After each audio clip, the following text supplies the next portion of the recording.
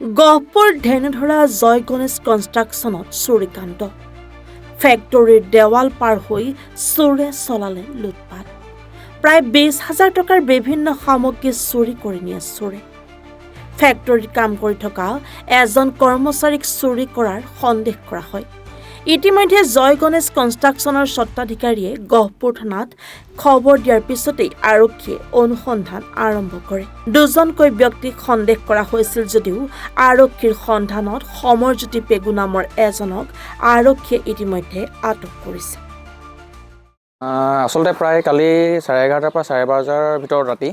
আমাৰ ইয়াত চুৰ সোমাইছিলে বুলি আমি ধৰিব পাৰিছোঁ কাৰণ আমাৰ ইয়াত গ্ৰাইণ্ডাৰ মেচিন 4টা নাইকিয়া হৈছে গ্ৰাইণ্ডাৰ 3টা আৰু এটা ৱাল কাটাৰ আৰু লগতে ইনভাৰ্টাৰটো ক্ষতি হৈছে ক্ষতি তাঁৰ ছিঙিছে বক্সবোৰ ভঙা আছে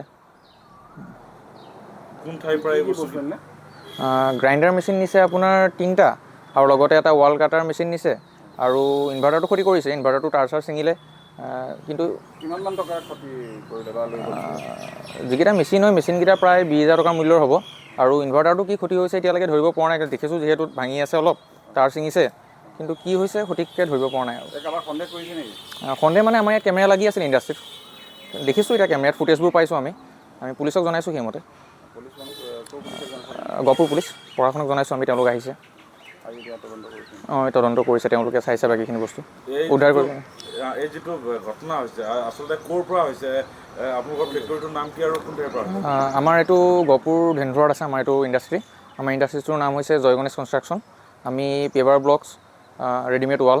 মেনুফেকচাৰ কৰোঁ আপোনালোকৰ যিবোৰ মেচিনাৰীবোৰ লৈ যোৱা হ'ল কিমান মূল্য আছিলে মেচিনবোৰ প্ৰায় 3টা 4,000 টকীয়া আছিলে আৰু এটা অলপ কষ্টলি আছিলে